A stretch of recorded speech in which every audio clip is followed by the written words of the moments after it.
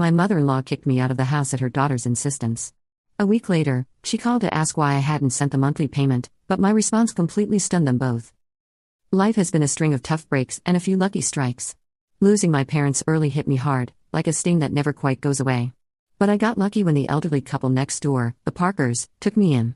They were the kindest souls you could imagine, treating me more like a granddaughter than a charity case. We weren't rich in money, but we were wealthy in love, and that's what mattered. Then, just as I was coming into my own, turning 18 and thinking about college, they died in a car accident. Just like that, I was on my own again. The Parkers left me a bit of money for school in their old house in the suburbs. It was a cozy place full of memories, but too many ghosts for me, so I sold it and bought a small apartment in the city, near the college where I'd enrolled to study financial management.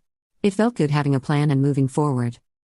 Classes were tough but interesting, and I threw myself into learning everything about numbers and markets. After college, I landed a decent job. Daytimes were packed with work, and I was doing all right, but nights were another story. The city felt lonelier than it should for a place so full. That's when I met Tom at a friend's party. He was loud, funny, and didn't care who knew it. His energy was infectious, and we hit it off from the moment he bumped into me, spilling my drink. "Hey, watch it," I snapped, more out of surprise than anger. "Well, my bad. Let me make it up to you. What were you drinking?" Tom grinned unapologetically. "Beer. Just beer," I said, trying not to smile too easily. "2 beers, coming right up," he shouted over the music, heading to the makeshift bar. That was Tom all over, simple, straightforward, and no fuss. We spent the whole night talking about everything and nothing. It turned out we both loved old movies and hated sushi. It was easy talking to him, and by the time the party was winding down, I didn't want to say goodbye. A year later, he proposed. No dramatic gestures, just him, me, and a ring he fumbled out of his pocket while we were watching TV. "Marry me?" he said, holding the ring so tightly I thought he might crush it. I laughed. I actually laughed, not because it was funny, but because it was so typical of us, so perfectly imperfect. "Yes, of course, you big goof." Getting married didn't change much at first. We were the same, just legally bound, which felt right. We settled into life together in my small city apartment, still close to the hustle but now with someone to share the quiet moments. Life felt full, and for the first time in a long while, the evenings didn't feel so empty. Settling into married life had its comforts, but life sure doesn't let you get too cozy without throwing a curveball or two. Harry's folks, Mr. and Mrs. Dawson, were gems. Living in their cozy suburban home, they welcomed me with open arms from the get-go. I could see where Harry got his easygoing nature. Their warmth was a balm on my often sore heart, still aching from my own family losses. "So happy you're part of our family now," Mrs. Dawson would often say, squeezing my hand with a kindness that felt both uplifting and overwhelming. "Thanks, I really appreciate how welcoming you've been," I'd reply, feeling genuinely grateful. Visiting them became our weekend ritual. Those days were filled with backyard barbecues and lengthy chats over cups of steaming coffee. Life was good, simple and honest, until it wasn't. Harry got called away on a long business trip, a whole year out of state. It was a fantastic opportunity for his career, but the timing was brutal. No sooner had Harry left than Mr. and Mrs. Dawson's health took a nosedive. It happened fast, and Mrs. Dawson, bless her heart, sounded near out of her mind with worry when she called. "Grace, I hate to ask, but I could really use your help around here. Mr. Dawson is really not doing well," her voice thick with unshed tears. Without a second thought, I packed a bag and headed to the suburbs. Seeing Mr. and Mrs. Dawson so frail shook me. He had always been a pillar, strong and steady. Now he looked shrunken, tethered to his life through a maze of medical tubes. I slipped into the routine of their household seamlessly, handling the cooking and cleaning while Mrs. Dawson focused on Mr. Dawson's care. Evenings, I spent sitting by their side, reading aloud his favorite classics, his eyes often fluttering closed long before I finished a chapter. "Thank you, Grace," he'd whisper on good days, his voice a shadow of its former robust tone. "It's my pleasure, really," I'd say, squeezing his hand, trying to offer comfort through simple touch. One quiet afternoon, Mrs. Dawson sat down at the kitchen table while I was chopping vegetables for dinner. She looked older than her years. "Grace, I don't know how to say this, but we're in a bit of a bind," she began, nervously wringing her hands. "Mr. Dawson was the main earner, you know, and with him like this." I put down the knife, giving her my full attention. "We're strapped, honey. I hate to even ask, but could you consider renting out your apartment? It might help us get through this tough spot." She looked down, clearly embarrassed. I didn't even hesitate. "Of course, Mrs. Dawson, I'll get on it right away," I said firmly, trying to ease her burden. The apartment rented out quickly, and every month I dutifully transferred the rental income to Mrs. Dawson, along with money for groceries and whatever bills piled up. It wasn't easy. The commute to my job in the city became a nightmare, but family sticks together, right? That's what I kept telling myself, even on the hardest days. You're a godsend, Grace, Mrs. Dawson would often say, her relief palpable each time I handed her the money. It's what family does, I'd respond, though some nights, as I lay in the guest room listening to the distant sounds of sirens from the city, I couldn't help but feel the weight of the world on my shoulders. Harry's calls were my only respite, his voice a tether to another life. How's it going, Kim? You holding up okay? His concern was always evident, even through the static of long-distance calls. We're managing, don't worry about us, I'd forced cheerfulness into my voice, not wanting to add to his stress. Life in the Dawson household took a drastic turn when Emily, Mrs. Dawson's daughter from her first marriage, showed up unexpectedly. The vibe shifted immediately. She had that kind of presence, like a cold breeze that sneaks under the door. I never really knew Emily well, but I'd heard enough from Harry and even glimpsed her frosty relationship with Mr. and Mrs. Dawson. Update. During brief, tense visits, my days had already stretched thin, juggling long commutes to work and caring for Mr. and Mrs. Dawson, who was now bedridden and fading fast. Emily's arrival, however, added a whole new layer of tension. It was clear she was here to stay, making herself at home as if she owned the place. One evening, after a particularly grueling day, Mr. Dawson beckoned me to his side with a weak gesture. His voice was a hoarse whisper, strained and urgent. Grace, you need to watch out for Emily. She's a very bad person, he said, the gravity in his tone pulling a knot tight in my stomach. I understand, Mr. Dawson. I'll be careful, I promised, though I wasn't exactly sure what I was promising against. True to Mr. Dawson's warning, Emily wasted no time establishing her new regime. The first sign was when I found her in the kitchen one morning, her presence like a storm cloud over the breakfast nook. Just so we're clear, I'm not here to play housemaid or chef for anyone, she declared, her tone sharp as she sipped her coffee, eyeing me like I was an intruder in her mother's kitchen. I was taken aback but managed to keep my cool. Okay, Emily, I've been handling things so far, and I can keep at it, I said, trying to keep the peace. Good, because I don't plan on lifting a finger.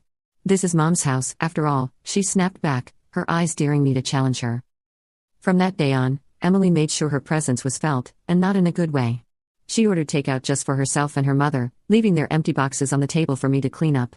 Her disdain wasn't subtle, and it stung, but I swallowed the bitterness because Mr. and Mrs. Dawson needed peace. Grace, why don't you sit and eat with us tonight? Mrs. Dawson asked one evening, a rare moment of old warmth in her voice. Before I could respond, Emily cut in sharply. Mom, Grace has been busy all day. She probably prefers eating later, she said, her words coated with fake concern. The message was clear, I wasn't welcome. The days grew heavier, my chores doubling as Emily's entitlement filled every corner of the house. I heard her at night, whispering with her mother, turning her against me with poisonous words. Mrs. Dawson, once so kind and understanding, started to change too. Her looks became colder, her thank yous fewer. A couple of weeks later, Mr. Dawson was gone. The funeral was a solemn affair, with Harry flying in just in time to say his goodbyes. It was the first time in months we were together, and the relief of having him by my side was palpable. Yet amidst the mourning, I noticed the air had shifted significantly at the Dawson residence. Emily was on her best behavior, treating everyone with forced politeness. How's everything been while I've been gone? Harry asked me quietly during a brief moment we had alone after the service. Fine, everything's been fine, I lied, forcing a smile. I didn't want to burden him further, his grief was enough to handle. You sure?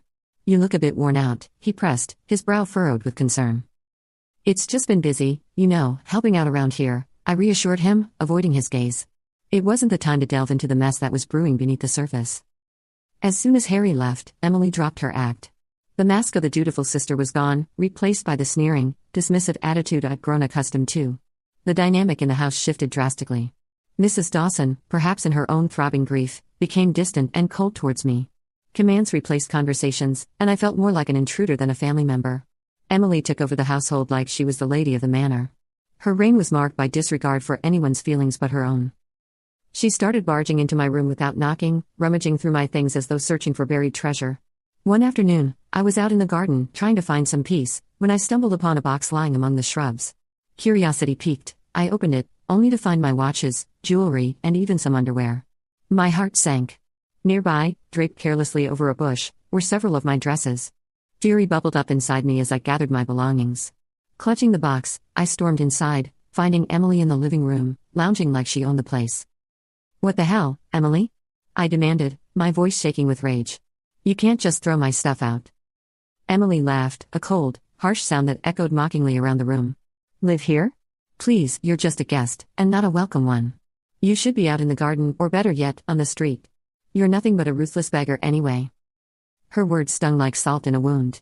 I couldn't believe the venom in her voice. Trembling, I turned to Mrs. Dawson, who had just entered the room. Mrs. Dawson, please tell her she can't treat me like this. This is supposed to be my home too, I pleaded, my voice cracking. Mrs. Dawson, once kind and gentle, now looked through me as if I were glass. This is Emily's house now. She's right, Grace. Maybe it's time you found somewhere else to live. Her words were a blow I hadn't anticipated. I stood there, the box in my hands, my heart breaking in my chest.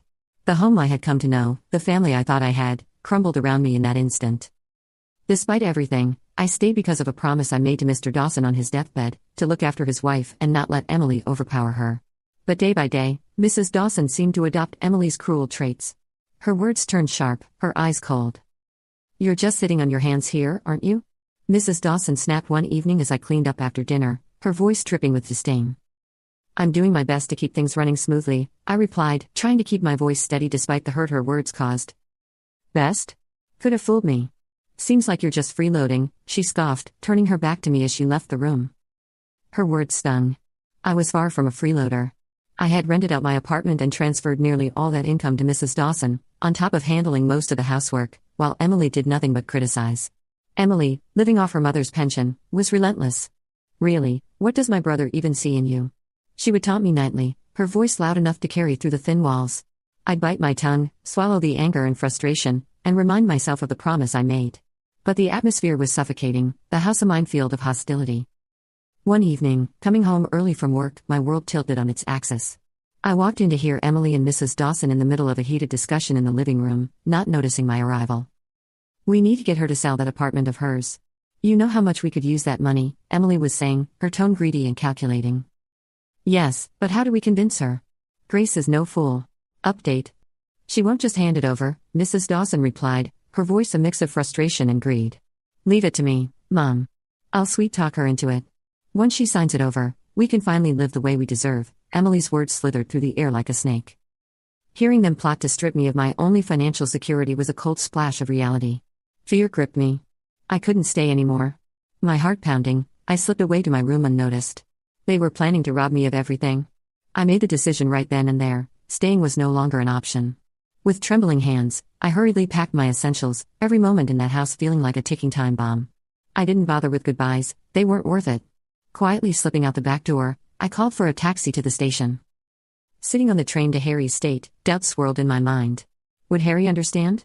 Would he take their side?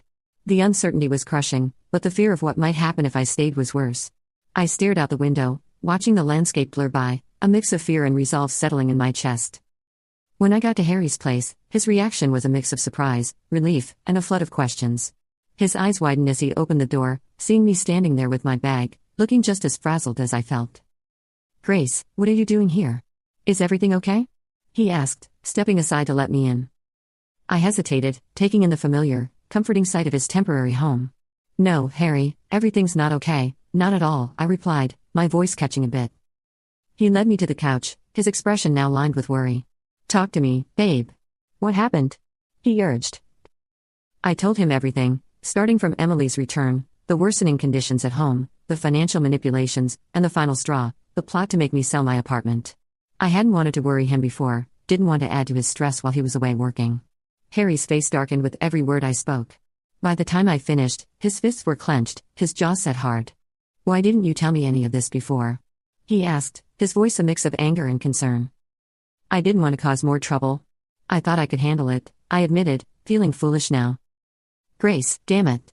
You shouldn't have to handle anything like that alone, he exploded, standing up to pace the room. I can't believe my mom and Emily would treat you this way. He stopped and looked at me, his eyes intense. I'm not letting anyone treat my wife like that, no way, he declared, pulling out his phone. I watched, heart pounding, as he dialed his mother. The phone barely rang twice before she picked up. I couldn't hear her words, but the stiffness in Harry's shoulders told me enough. Mom, this has to stop. I know about everything, and I won't tolerate it. If Emily doesn't leave, and if you don't start treating Grace with respect, you can forget about us helping out anymore. No more money. No more nothing. Harry's voice was steel, not giving room for any argument. There was a brief fiery exchange, then silence. Harry's hand tightened around the phone. Fine. If that's your choice, then you've made mine, he said finally and hung up. He turned to look at me, his expression softening. "Looks like it's just us now, babe." "That's all we need," he said, coming over to wrap me in his arms. I leaned into him, the safety of his embrace fortifying me against the whirlwind of emotions. "Just us," I murmured, feeling the truth of his words. We were on our own now, but somehow, that felt okay. Harry and I talked long into the night. We discussed practical things like my remote work arrangements and our financial plans without the extra drain of supporting his mother and Emily. It felt like we were laying the foundations for a new chapter, just the two of us. "Whatever happens, we're in this together. You and me against the world, right?" Harry said with a determined grin. "Right," I smiled back, feeling more confident with him by my side. Against the world. The next few days were a whirlwind of activity. I contacted my job to arrange remote work, which thankfully they agreed to. Harry helped me move my things from storage and set up a home office in the corner of his living room. It wasn't perfect, but it was ours, and it was peaceful. A week into our newfound peace, I was jolted by a call that almost felt like a ghost from a past life. It was Mrs. Dawson. Her voice, once sweet to me, now dripped with a mix of desperation and audacity. "Grace, why haven't I received the money for this month? You know we depend on it," she demanded right off the bat. I was stunned silent for a moment. Her nerve, unbelievable. "I'm sorry, but after everything, you really expect me to continue supporting you?" I asked, my tone more incredulous than angry. In the background, I could hear Emily's voice, shrill and angry. "She's just an ungrateful girl. Mom, make her transfer the money." Taking a deep breath to calm my rising anger, I remembered the venomous words they had thrown at me, words that stung deep. "Mrs. Dawson, Emily called me a ruthless beggar, remember? I'm not sending money to people who treat me like trash. I'm done." There was a pause on the other end, and I could almost picture Mrs. Dawson's shocked face. "But we're family," she finally said, her voice a mixture of anger and pleading. "No, family doesn't treat each other that way. Goodbye, Mrs. Dawson," I said firmly and hung up before she could respond. The call shook me, but Harry was right there, his support unwavering. "You did the right thing, Grace. It's time they learned to stand on their own," he reassured me, wrapping an arm around my shoulders. Not long after settling back into our hometown, another surprise came our way. I was pregnant. The news brought a joy we hadn't expected, and suddenly, the future seemed filled with possibilities. We decided it was time to sell my apartment and buy a small house in the suburbs, a place near a good school where our child could grow up. As we were planning our move, another call came, again from Mrs. Dawson. Her tone was different this time, desperate, almost pitiful. "Grace, I made a mistake. Emily forced me to sell the house, took the money, and left me with nothing. Could I come and live with you and Harry?" Her voice was shaky, the request sending me reeling. After everything, this was a test of my resolve. "Mrs. Dawson, you chose this path when you sided with Emily against us. You could have chosen differently," I said, my voice steady despite the turmoil inside. I know I've made mistakes. But you have a kind heart. Can't you forgive an old woman for her wrong choices?" she implored. I sighed, feeling a pang of pity, but remembering the pain her choices had caused. "I forgave you long ago, but that doesn't mean I can let you back into my life. You need to live with the consequences of your actions, just as I have," I replied and ended the call. Then, with a resolute tap, I blocked her number. We moved forward with our plans, purchasing a quaint house with a little garden where our child could play. It was a lazy Sunday morning, the kind where you linger over coffee and the newspaper. I was flipping through the pages when a headline caught my eye: "Local woman arrested for massive fraud scheme."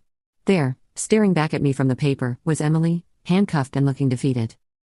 I couldn't help the mix of shock and, admittedly, a slight vindication that washed over me. "Look at this, Harry," I called out, holding up the newspaper for him to see. "It's Emily. She's been arrested for fraud." Harry took the newspaper, scanning the article with a serious expression. "Wow. Can't say I'm surprised, but still. It's a lot to take in." "Yeah, it is.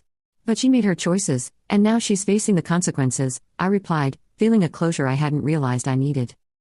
The news eventually drifted to us through friends that Mrs. Dawson was living in a tiny apartment, working 2 jobs to scrape by. Her pension wasn't enough to cover her living expenses and pay off the debt Emily had left her with. "Did you hear about your mom?" One of Harry's friends, Matt, brought it up one evening when they were over for a backyard barbecue.